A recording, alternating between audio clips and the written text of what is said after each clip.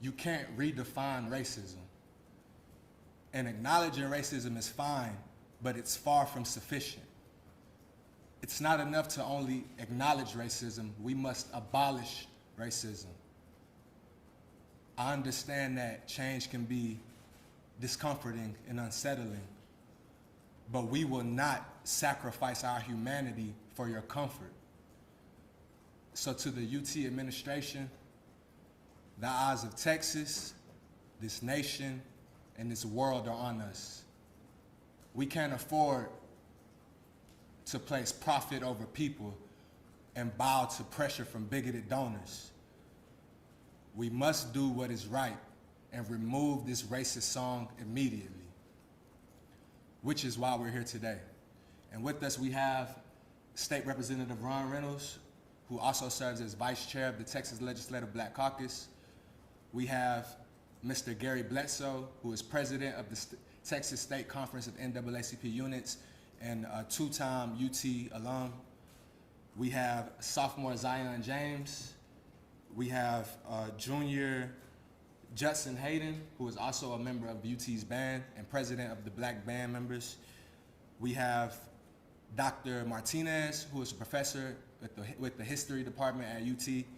We have Minister Lamont Ross, who is also a UT grad, and we have Commissioner Jeff Trevelyan, who should be joining us shortly, who is also a UT grad. And also President Nelson Linder, who is the president of the Austin NAACP. And so next you will hear from Zion James.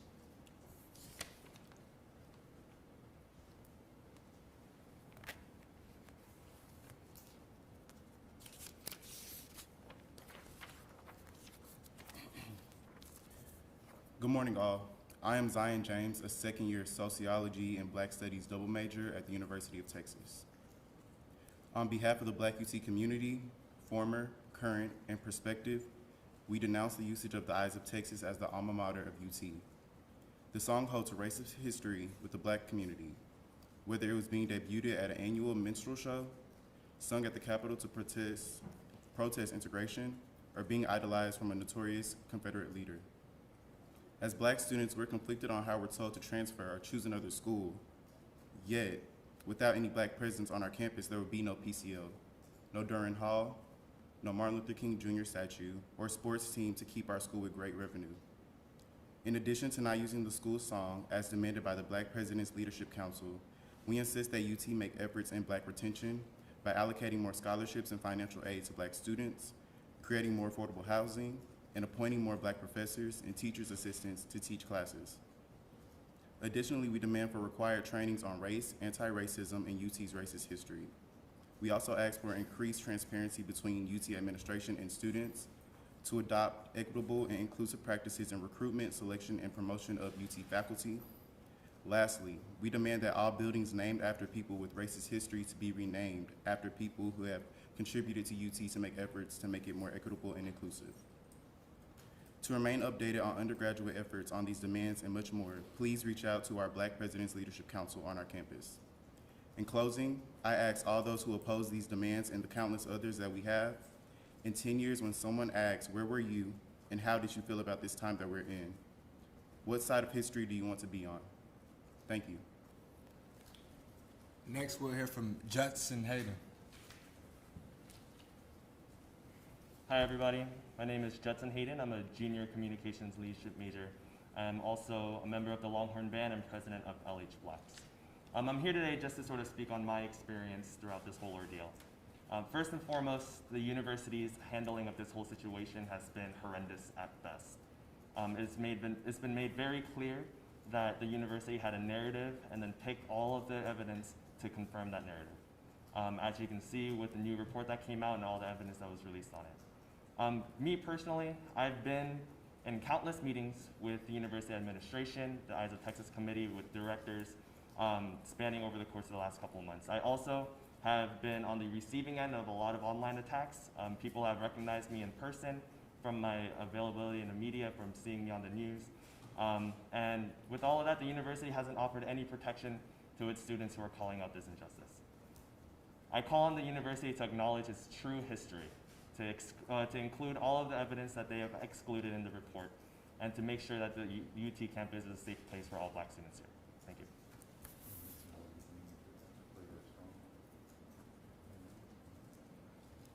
Next, we'll hear from Representative Ron Reynolds. Thank you, Anthony Collier. And I want to commend all of the students for being courageous and bold, because it takes courage to stand here and talk about your school. I mean, you're literally risking yourself when others tend to be shy and don't want to, attack. I want to commend you for being bold and speaking truth to power. I am proud to stand here with the students and with the Texas State NAACP. I'm proud to serve as the legislative liaison for the Texas State NAACP, and working with Mr. Gary Bledsoe, who you'll hear from next. And this was brought to me early on by Anthony Collier, who is really the epitome of what you want to see in a student, someone who's hardworking, someone who's committed and dedicated to their studies. And he has really been a real trailblazer. He worked for me here in the legislature as my legislative director last session. And, he has been a phenomenal exemplary student at the University of Texas School of Law. And in fact, he didn't say this, but he is currently now the chair of the National Black Law Student Association, which is the largest African American student association in the country.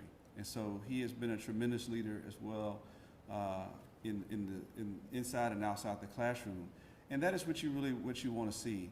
And so my presence here today is to let you know that the Texas Legislative Black Caucus has reached out to the university. We have had direct communication with the president, President Hartzell, and also I believe he was the chair of the committee who did the study, and Dr. Reddix. And we have had intimate conversations, and we are continuing dialogue. I want to say that we are acting in good faith. We, as the Texas Legislative Black Caucus, are against the continuation of the Eyes of Texas song. We're unequivocal about that. But we want to seek a remedy, and we want to let the university know that we are going to continue to engage with them, as Dr. Hartzell has said that he wants to do.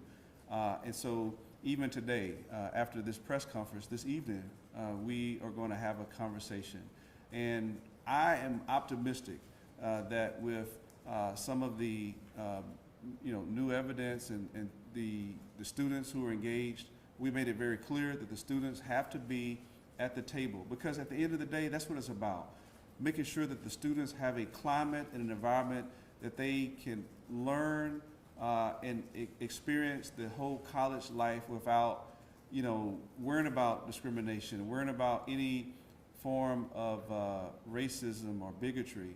And we know that we're in a climate right now that a lot of young people are very socially conscious, and that movement really started upon the brutal death of George Floyd. You saw it across the country. You saw it in Texas with students. You saw it all over this country. People marching, people protesting.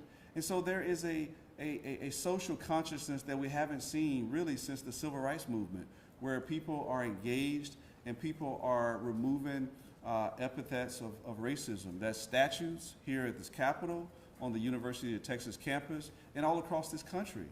There's a movement, a renewed movement to remove symbols of hate and bigotry, because there is no place for it. There should be in a museum, where, if anywhere, where it could be a teachable moment, but not in public spaces. And so we're looking forward to continuing to foster a relationship, a amicable relationship with the University of Texas, and the president has made that commitment. And we're going to continue to engage the students in this conversation, in this dialogue. And I'm hopeful and I'm optimistic that we're going to come to some form of resolution that can be a positive step forward for the University of Texas. I think is a fine institution, one of the finest in this country. And we're very proud of the University of Texas. But we know that there are parts of our history that we're not proud of. I mean, that is the truth of the reality. We are a country that was built on the backs of slaves. This Capitol, where I have the pleasure of serving, slaves and then the convict labor built this Capitol.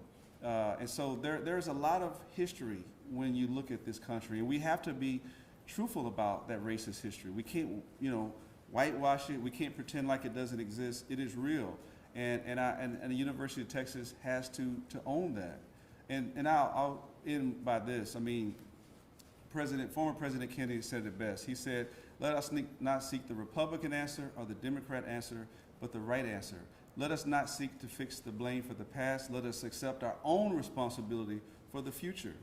And I hope that the University of Texas will want to be on the right side of history, will want to continue to work with the students, continue to work with the Texas State NAACP, continue to work with the Texas Legislative Black Caucus, so that we can, make sure that we create a great environment that it is welcoming for all students, but particularly those who have historically been left out, African American students. We know the history of the university where once African American students weren't welcome. But I'm proud that there has been some progress that has been recently released, that their enrollment numbers are starting to go up. I believe that now it's a little bit over 6%. That's nowhere close to where we want it to be, but at least it's in an upward trajectory. That African American retention is up. African American scholarships are up. And so I'm proud of your demands that I heard you roll out today. I think those are great demands, and we're going to continue to work to see that the university acts in good faith and acknowledges your concerns, and that there's no reprisal, there should be no retaliation, and I've got that commitment from the president of the university. So we're proud to be here today, standing in solidarity with the students, with the alumni, and with the Texas State NAACP. Thank you. Next, we'll hear from Mr. Gary Bledsoe.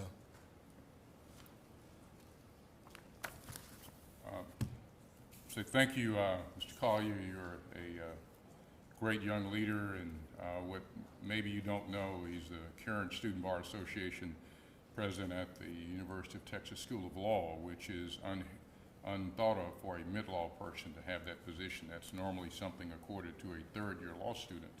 So that shows the kind of leadership that he has been demonstrating. I have a statement, and I have copies for the media if you want to pick up copies after I speak. I want to thank the students for all of their courage in being here, because it takes a lot of courage to be here. And I want to say one thing that should be clear, and maybe hasn't been understood completely, and that is that the students stand pretty much in unison. You have the elected bodies of the University of Texas, the representative bodies from the African American student organizations, and the athletes, all joining in together to say the song should be eliminated. Now, what is the university supposed to be about if it's not about the students? And the students have spoken loudly and strongly about the need to eliminate the use of the song. It makes you wonder, of course, what this might all be about. Because one thing that we can rest assured, and that is that these actions will not produce a national champion on the football field for the University of Texas, because they're given good reasons to many recruits and others to say, I want nothing to do with that university. The Texas NAACP is proud to stand with so many great students and student organizations, concerned faculty and staff and alumni of the university, along with a number of concerned elected officials such as Representative Ron Reynolds, Commissioner Rodney Ellis, and Commissioner Jeff Trevelyan. We oppose the decision by the president of the University of Texas to keep the Eyes of Texas as its official song, despite the song's racist origins and history and its humiliating impact on African Americans. The student government and student athletes all spoke in a unified voice against the continued use of this song.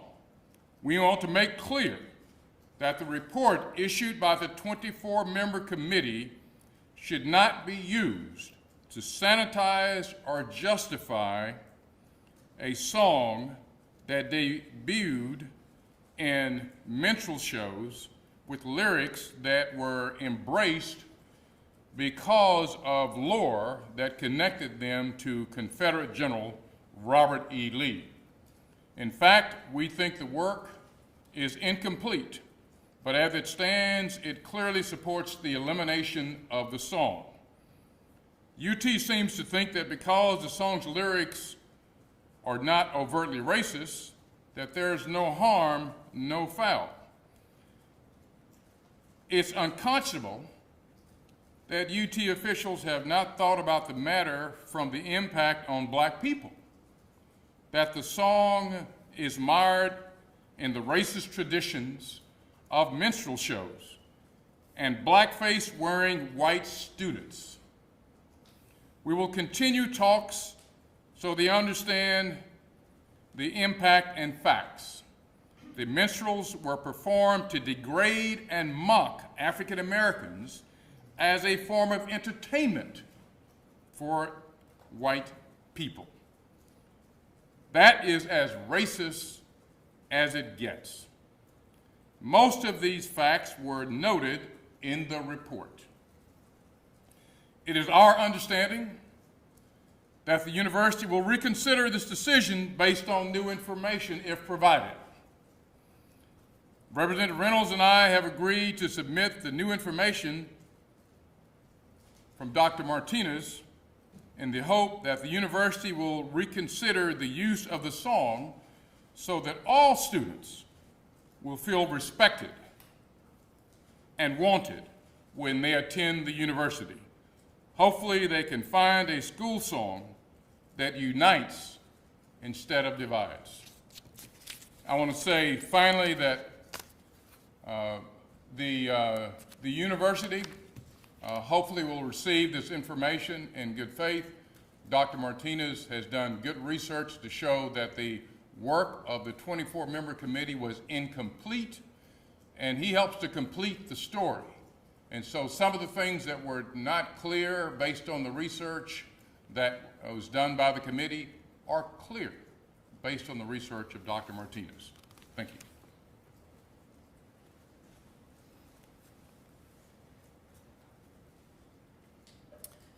Thank you so much, Dr. Bledsoe and Representative Ron Reynolds and everyone who's here today. My name is Alberto Martinez. I am a professor of history at the University of Texas at Austin, where I've worked for 16 years.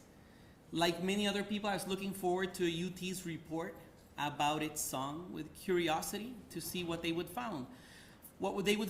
I read it, and I was surprised because it didn't have the kinds of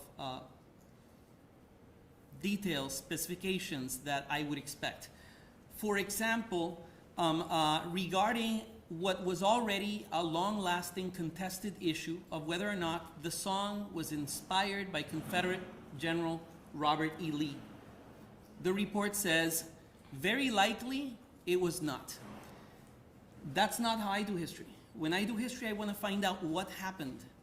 I'm not so interested in what may have happened, what would have happened, what could have happened, and what probably did not happen.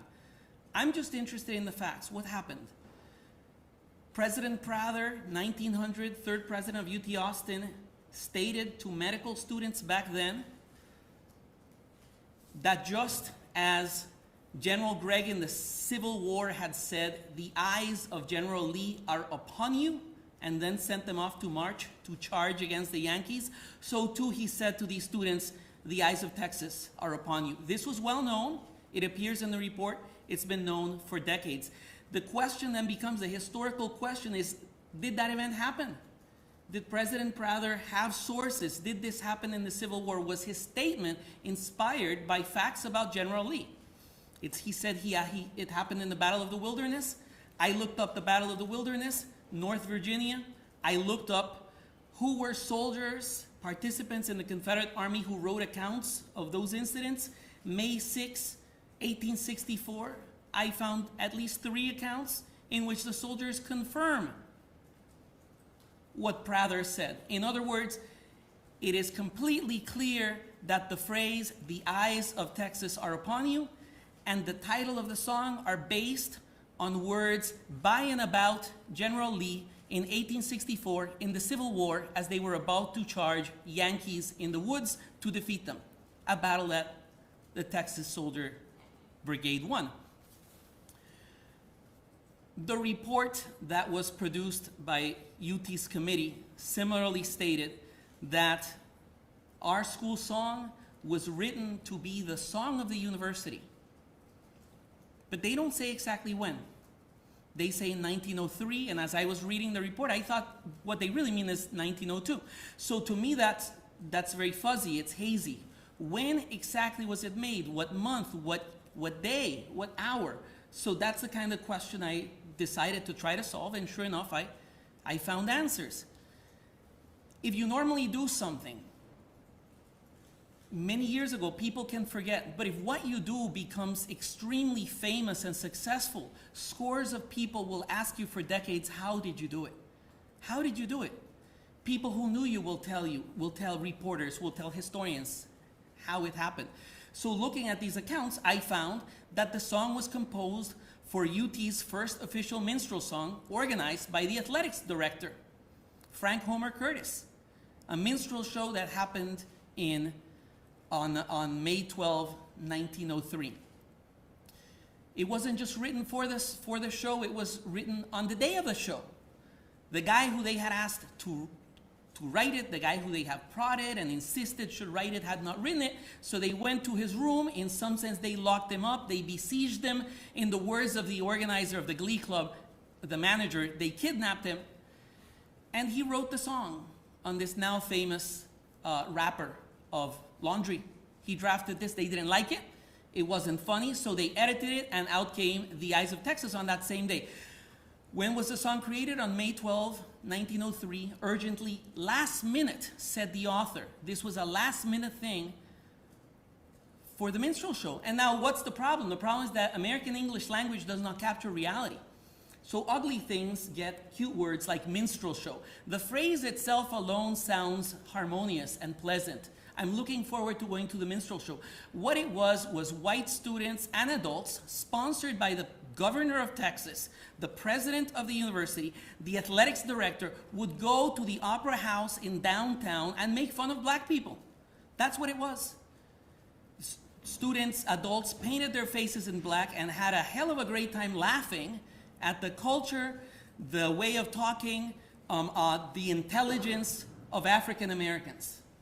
It's what they did, and it's what the evidence shows in dozens of accounts that were published in newspapers and then retrospective accounts, etc. Now, when I read the report, there was already enough there that was bad and extremely disturbing. And before I read the report, there was already enough there that was extremely disturbing. For decades, people have been complaining about this song. For decades, they have been ignored. For decades, the eyes of Texas have not been upon them. Students have begged to even have not the Tower Bell play that music. And they've been ignored again and again and again.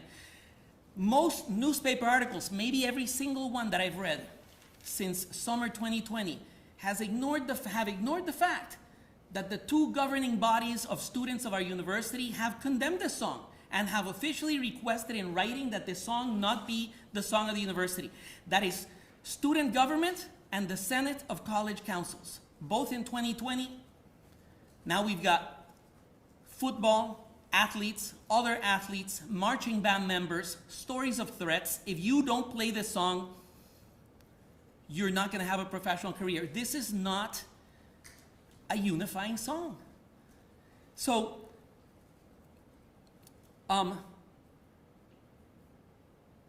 to me, before I walked into this, the song was a song I've sung. It's a song that I've enjoyed at the stadium, so I can understand how the people of Texas who have loved the song for decades, since they were kids, going to the stadium and singing the song with their dad. I can understand how they loved it. But what I didn't know when I sang the song, what I didn't know was that the song was based on a clearly racist song. So what I did in my account is I put together the song alongside the song on which it is based, which is the Levy song. A song that has the N-word twice and talks about how the black man is most happy when he's finally out of jail. So this song, with which white students at Princeton, Wesleyan, Harvard, etc. made fun of black people for many years, was copied, paraphrased by UT Austin students in 1903 in such a way that some of the same phrases are intact from the song. How many other universities do we know that have a school song that is based on a racist song that uses the N-word twice? How many? Ole Miss gave up a song. We talk a lot about change. What starts here changes the world. How about we do some change at UT? Why is UT so slow to change? Now the problem is it's not UT's fault. UT does not have a democracy, so certainly there was no poll of the faculty, there was no poll of the students, there was no poll of the athletes, and there was no poll of the marching band. Instead, administrators, mainly anonymous administrators, represented by our president Jay Hartzell, decided that this song would stick no matter what the black students said in the summer of 2020. They decided, and after they decided, they created a committee to justify the decision. That's not how these things should work. The evaluation should, of course, come after the facts are disclosed. So anyhow, I'm glad to have been able to contribute to clarify why this song is so offensive. Now, I'm not clarifying it for African Americans or for people of color, who already know. If you say, well, that was first performed at a minstrel show, they already know that's enough for them to understand how bad that is. I'm not clarifying it for them. I'm clarifying for the white people who insist on being comfortably, blissfully blind to how offensive it is to have a school song based on a racist song. I'm trying to clarify it for them. Now, bear in mind, history does not work as people think. People think that there are very few records and that whatever you know is what the history was. That's not how history works. I worked on my account for 15 days. That's like a thermometer. How many bad things do you find in 15 days? I find a lot. I find a lot of bad things. These students were in blackface, pretending to be workers on a railroad while everybody laughed. They imitated the speech of African Americans in a disparaging way. They sang racist songs and they laughed. So what actually happens instead is the longer you keep looking at something in history, the more you're gonna find. So my message to UT Austin is this is not gonna get any prettier, it's not gonna get any more comfortable, and we're not going away. Thank you all so much, and I appreciate your struggle. Dr. Bledsoe has suggested that I tell you where is my independent account of the historical origins of the song. If you write Martinez, medium, Eyes of Texas, you'll find it in a search engine. Thank you so much. Thank you, Dr. Martinez. Lastly, we'll hear from Minister Lamont Ross, and then I'll close this out.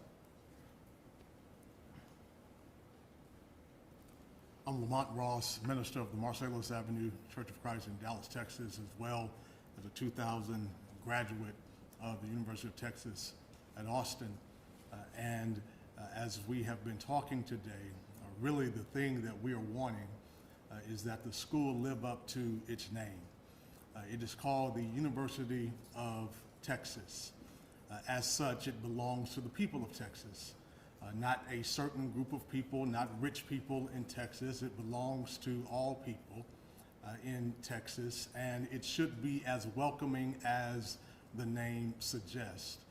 When you have a school song that has racist history and it is sung at football games and basketball games, what it says to those who are in the stands, who are people of color, those who are on the field and on the courts who are people of color, that we really don't want you here.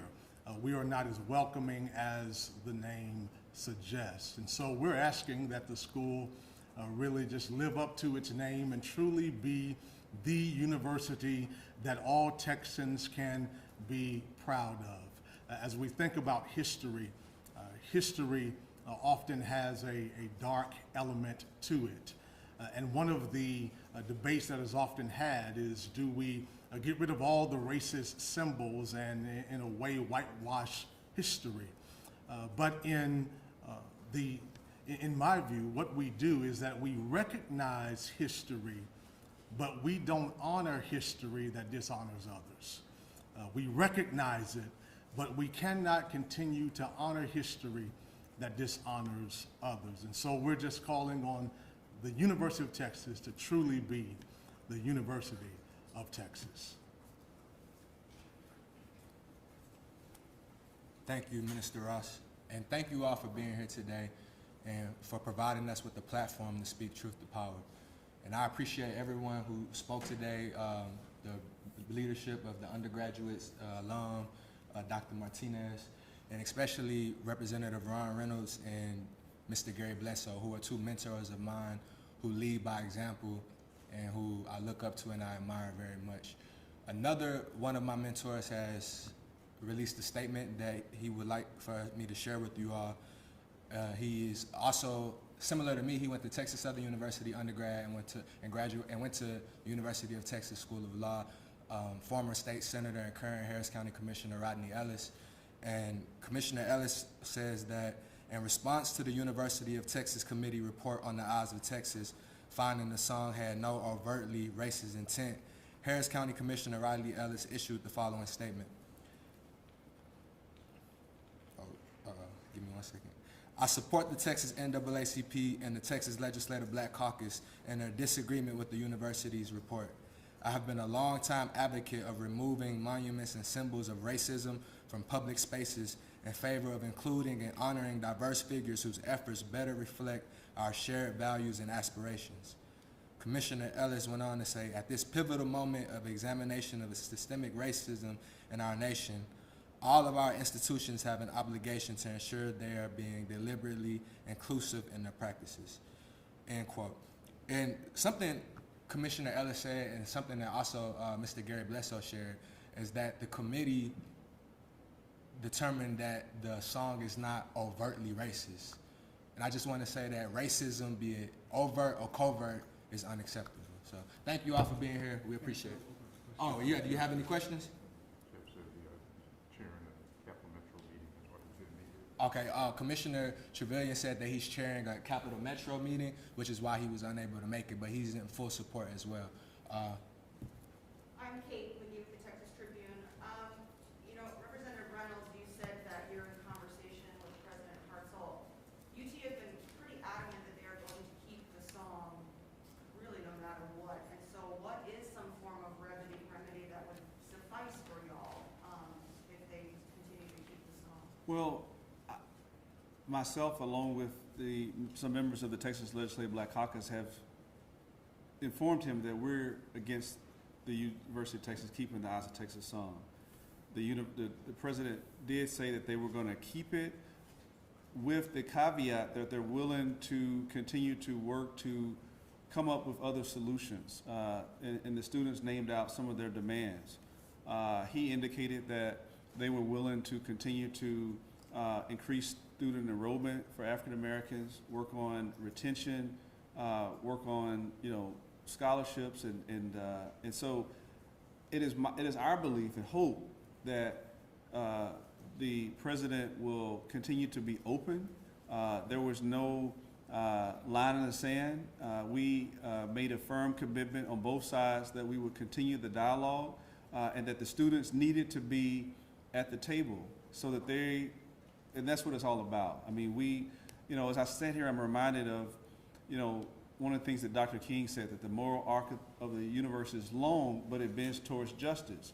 We're optimistic and we're hopeful that this University of Texas, one of our pride and joys of this great state, and many of our members of the Legislative Black Caucus have been students at the University of Texas. So we want for the president to continue to be open and to reconsider taking eliminating the Eyes of Texas song, but in the meantime, working to continue to foster an environment where the other demands that the students made will be met. They've already started doing some of those things, removing some of the monuments, changing some of the names. So there are some positive steps.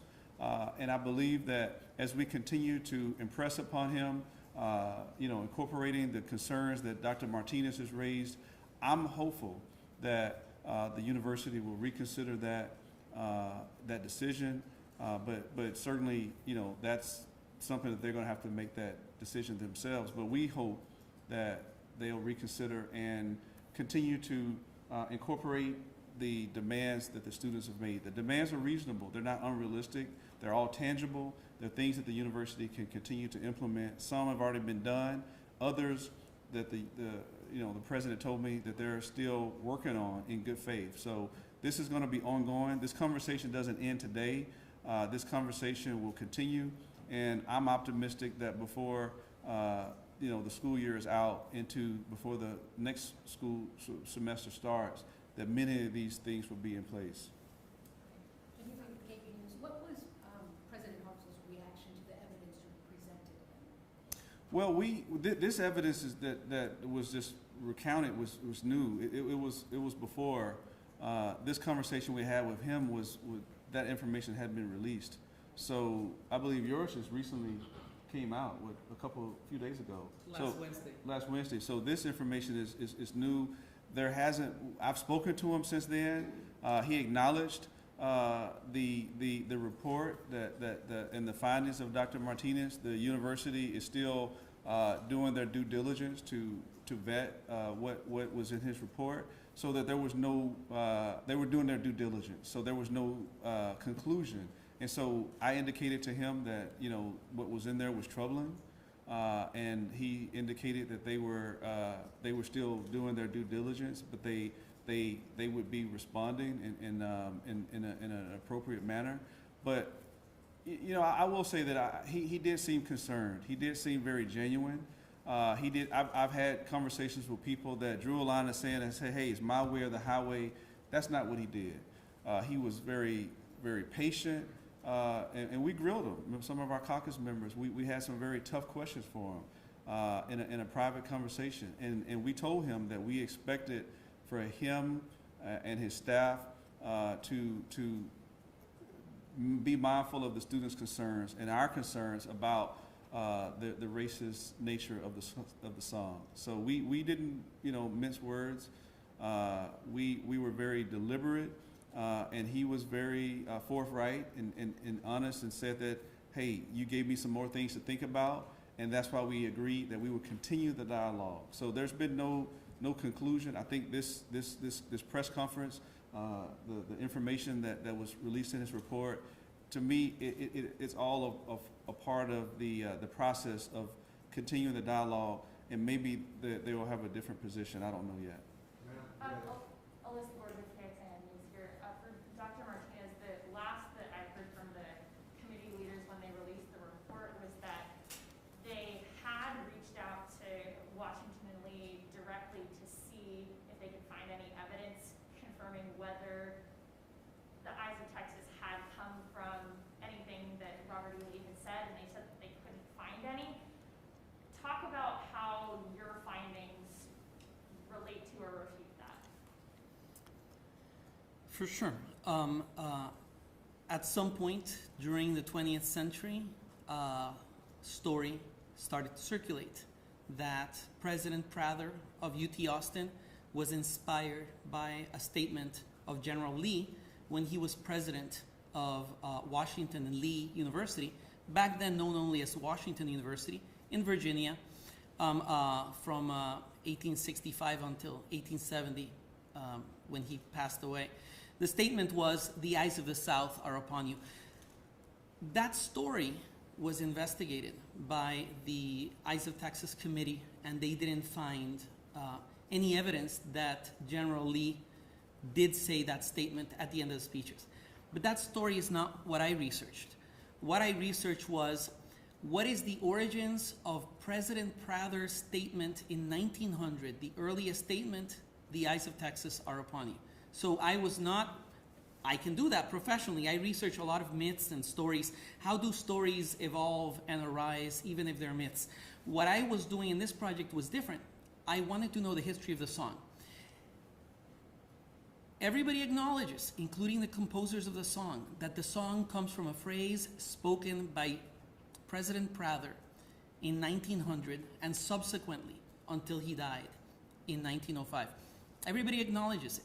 In the speech in which President Prather stated that phrase, he said that this incident pertaining to General Lee happened in the Battle of the Wilderness. So what I did was look at the history of the Civil War to find that. So the question I would ask you to ask them is, why didn't they do that? Because to me it's intriguing. In other words, the story about General Lee at the University of Washington, President Prather, we have no document that he actually claimed that. You know, false stories or plausible stories arise many times, decades after somebody does something. What he himself explained and what his daughter explained is that this came from Civil War, Battle of the Wilderness, General Lee and General Gregg. So that's what I investigated. And does that answer your question? Yeah, that's all. Yeah. That's all. So in other words, we looked for different things. They looked for the origin of that story. I looked for the origin of the song. And were you asked to participate on that committee, or did you have any desire to? No, I was not invited to participate in a committee. For the record, what they do is they interview people to measure their temperature. And they have a consultant meet with the person. And then depending on how that person behaves during the interview, then they decide if that person will be a member of that committee. Now, I wasn't consulted in that process. This is just what individuals who were interviewed tell me, even if they were not selected to be in that committee. Committees have structural problems. The natural way to solve a problem would be to ask everyone, who wants to work on this? Who cares about this? And if you want to work on it, you're welcome. Come on board. But that's not how things are normally solved, unfortunately, at the university. Instead, committees are handpicked, and the results can fluctuate widely depending on who are the members. It's not malice. I don't mean to cast any doubt on the integrity of the participants of the committee. It's just that people have different amounts of time, energy, background, skills, etc., that they can bring to a task, and so inevitably the results vary accordingly. Any other questions? I also wanted to ask for the three of you who are students at UT, talk to me about, especially since the committee report has been released, what went through your head and what other conversations have you been having with students? Have other students been talking about this? Yeah, so since the original, whenever the original one was released, like we read through it, my organization read through it, and we had sort of discussions about that, and it was almost like immediately after that the new report was read, and so we read through that and we had discussions about that. What was made abundantly clear to me, and I think that in my discussions with other members of the Black community at UT, is it felt very much so that the university was gaslighting us into believe that this song was somehow acceptable at the university. And that's just sort of where all the students are at right now. Like, for months and months and months, the university said, we're going to view this from a third-party lens. We're going to see this for the actual history. We're going to write down the history. We're going to account this. But that's not what happened. The university, in my opinion, cherry-picked information and had evidence to support a narrative that they already wrote down. So, yeah, that's sort of where all the students are at, or where I'm at as a student, and in my conversations with other students, that's where we're at. Can you spell your first last name? It's JUDSONHAYDEN.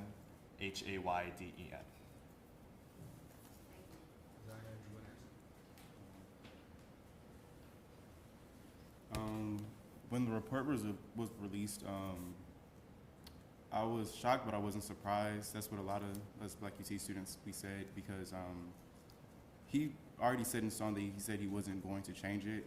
But it was a lot of factors behind it. For one, the committee was composed of key players, of course, at UT, the captain of the drill team, and so much other people, which they have the right to be on the committee for. However, when it came to black students, I did not see a lot of representation of us. I did not see our Black Student Alliance president on that council. I did not see our key black person, Brianna McBride, on that council, who has a key voice in the decisions that we make on campus for black students.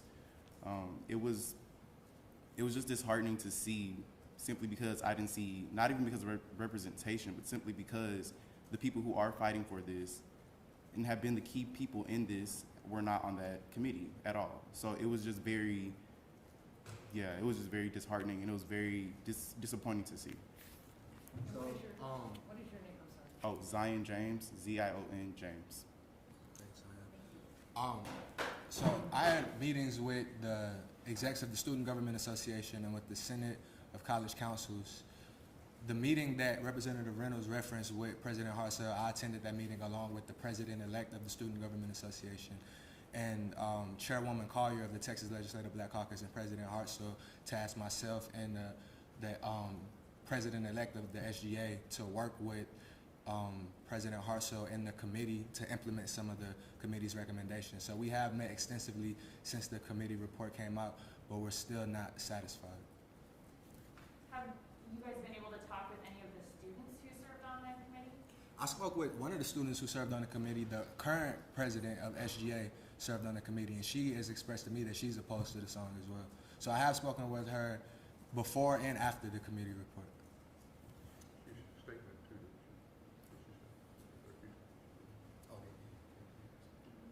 Oh, y'all have any more questions? I saw someone. Oh. So I assume none of y'all were approached about being on the committee? I was not approached about being on the committee. So the people that care the most about it weren't approached whatsoever, or are the most knowledgeable. Obviously, y'all and Alberto Martinez. I guess the other question I had was, did your friend, did she know anybody else in the committee? What did she say the process was like? Was she the only person really that had an opinion opposed to the song? Well, she didn't touch on that. I imagine that she was invited to serve on the committee because she's the current Student Government Association president. But the Student Government Association is on the record opposing the song under her leadership. So I'm sure that President Hartzell knew that when he selected her for the committee. Jesse, you said you're in the Longhorn Band. Yes, What is the latest with the band and how people are feeling about that and heading into the next season? Yeah, so I wouldn't be able to comment on sort of everybody's individual perspective, right? Because there's 400 of us. But in my, just sort of where I've been talking with a lot of people, a lot of the members of the band are opposed to this song because we're opposed to the song. And I think that's key because I think otherwise they wouldn't be. And as far as, like just general LHB stuff, we don't know, because President Hartzell said on record that students would have the option to sing the song. That has no implications for me, right? If we're being required to play the song, that we're still students too, right? And so I think that right now there just hasn't been a lot of, and there have been plenty of conversations with members of the committee and band members. Plenty of conversations, hundreds of conversations. But there still hasn't been any sort of real implication for what we're gonna do come fall, because if you know what happened last fall, it was a whole dumpster fire. So we're trying to find ways to move forward for sure. We're continuing to have conversations with members of the committee, with university administration. But as of right now, we don't really have much direction on what we're gonna do. Any other questions?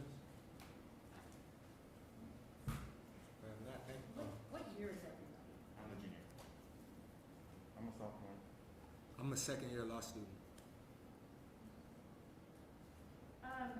And one other thing I was gonna ask, especially for the students and probably for you, Judson, the university communications team says that it was never a requirement to sing the song "The Eyes of Texas." What is your experience?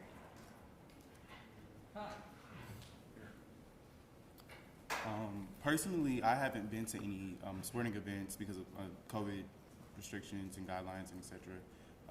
I really can't give an experience upon myself or anyone else. However, I can specifically talk about the football players, which we all know about. They were threatened for not wanting to be a part of it, not singing it. And that's really all I know. The football players were just threatened and attacked online because of this. Their careers were put at stake, and a lot for them was put at stake. You know, that statement is true. Students are given the option of whether or not they want to sing the song. I don't know specifically about athletics, but as far as students at the football games, right, they're not going to stop anybody from not singing the song. It's interesting to me because the university can say that, but will they protect the students who refuse to, right? And that's the big question. Because if I personally go to a football game and my instrument's not at my face whenever the song is being played, what are the implications for me? What is the university gonna do to protect me? And you know, like I said before, like we still don't know the answer to that.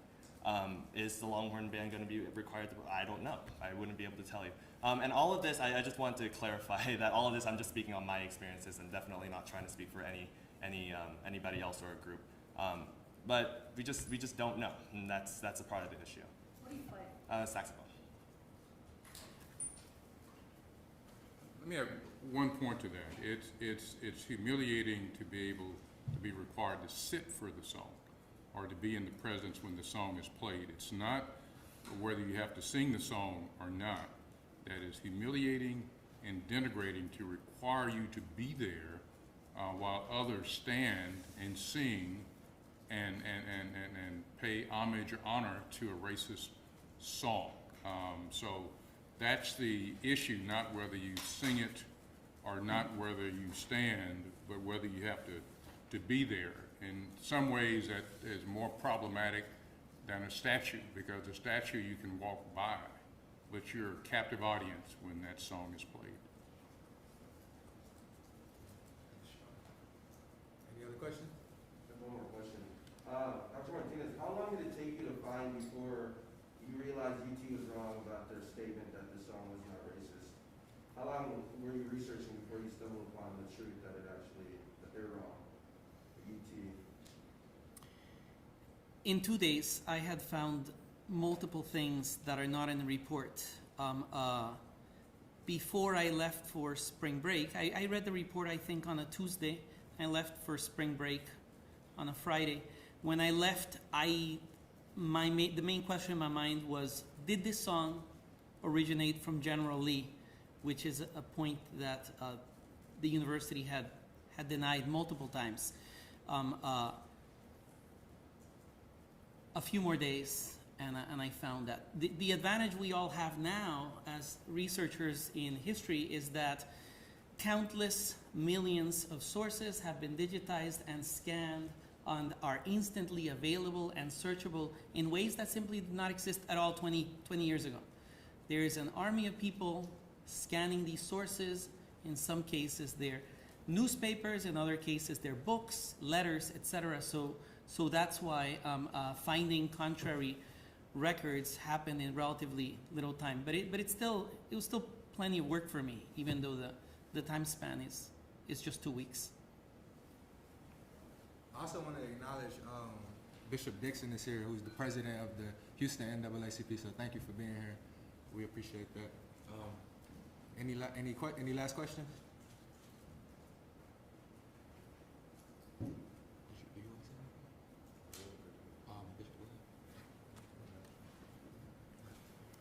Let me say, first of all, thank you for leading this effort.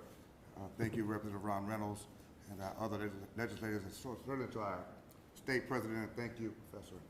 All of you who are here, these students who are speaking on behalf of a generation who understands that this is a watershed moment, that making the necessary adjustments in public content is a huge step forward for all of Texas and for the nation. It's amazing that we are debating what's obvious. Could you imagine this song in the reverse? Just imagine for just a moment this song in the reverse. If the racist lyrics to this song were written in the reverse, they never would make it to the light of day. They certainly would not be the mantra of an institution as grand as the University of Texas. What we're asking is not only common sense, but we're asking for decency and consideration. As our state president said, just having to listen to the song is insulting, demeaning, and degrading and devaluing of our humanity. It should be an embarrassment to the institution. When you think of the long list of African Americans who have made that institution proud with their performances on football fields and basketball courts, and I go back to the Lamb Jones days when I was a child, it is absolutely necessary that the correction is made and made now. And the Houston NAACP supports, the student supports the stand of the state chapter, but also we say to all Texans, this should not be a partisan issue. Everyone on each side of the aisle should understand the need to send the right message. What are we saying to the youth of our day, youth of color, African Americans and others, if we fight to keep such lyrics sang at public events? We're saying to them, this is not your Texas. You are not valued the same as your counterparts who happen not to look like you. So our hope and our prayer is that justice is done, and this is an opportunity to say to those youth and those children, we're one family with one future, and color does not increase nor decrease your value. We're all the same. I love M&Ms. They're red, they're green, they're yellow, they're brown, they're blue, but they all taste the same because underneath the coating is content that says same substance. And we're suggesting that we should do the same thing with our public content to suggest that all of us, we have red coatings, brown coatings, black, white, and others, but the truth is, underneath the same, we're all humanity, and all humanity deserves to be dignified. Thank you very much. I want to give a little additional context. The University of Texas is actually, Nelson Linder, Austin branch president. This is my home turf. Just want to say that this is Austin, Texas, so you're not sitting on an island as a university. We interact with UT every day. And they have a division of diversity that comes out in our community and talk about things like cultural competence for the past 10 years. If you're talking about cultural competence, it's not about whether or not you can justify something, it's are you offending people? That's the basic minimum. If something offends the group, the average human being says, okay, I get that. So long that a university calls itself first class can handle such a basic issue. So this has enormous consequences all over this city. While we're discussing Austin's past of racism and institutions, which UT was a big part of, you would think a fight song would be very easy to address. So this has enormous consequences, not just on your campus, but also in this entire city in a most critical and urgent time. Thank you. Any last question? If not, thank you all. We appreciate it.